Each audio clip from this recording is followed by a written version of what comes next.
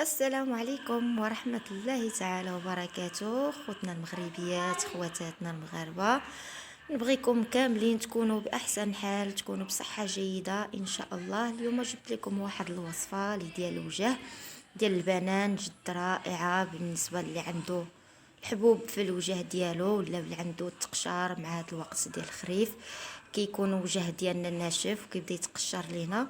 جبت لكم واحد المكونات جد بسيطه وسهله، وكيبان واحد المنتوج رائع في الوجه. لنبدا على بركه الله ونوريكم هاد المكونات ديالنا. كناخذوا معلقه ديال العسل، معلقه ديال الشوفان، اللي ما عنده الشوفان ياخذ معلقه ديال الروز مطحون ماشي مشكل، او الحمص مطحون ماشي مشكل.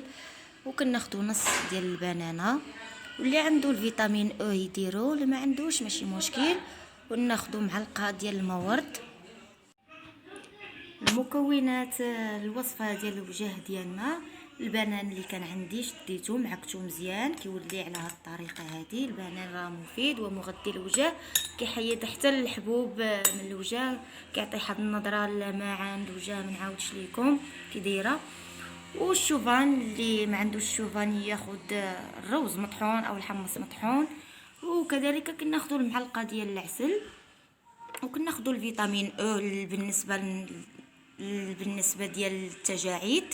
الناس اللي عندهم التجاعيد يديروا ياخذوا قطرات او جوج قطرات ديال الفيتامين او. وكنحتاجوا كذلك المورد.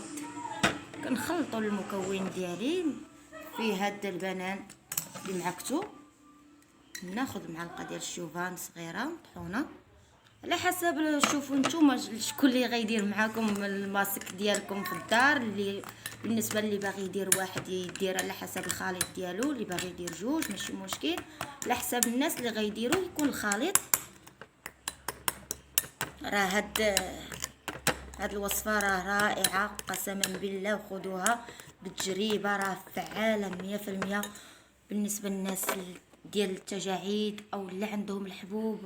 نتوما عارفين مع هاد الخريف الوجه ديالنا كيتقشر لينا من جهه الفم ديالنا، كنحسوا بواحد الحروشيه. نديروا هاد الوصفه ان شاء الله وغيكون خير بالنسبه للناس اللي عندهم الوجه ديالهم يجاف. يديروا هاد الماسك ويتفكروني، راه خطير هاد الماسك، واعر بزاف. القطيره او جوج قطيرات ديال فيتامين او،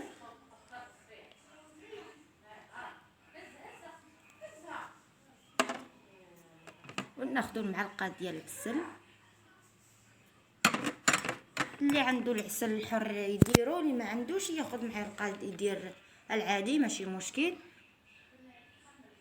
وناخذوا شويه ديال المورد كذلك ونخلطوه مزيان. هاد القناع الوجه راه خطير البنات، خطير بزاف، واعر واعر. نتمنىكم ديروه، اقسم بالله راه كيرجع هاد الوجه تبارك الله، واحد اللمعان فيه راه رائع بزاف بزاف. شوفوا الخليط ديالنا. والبنان راه كذلك حتى هو راه مغذي للوجه ديالنا ومفيد للوجه.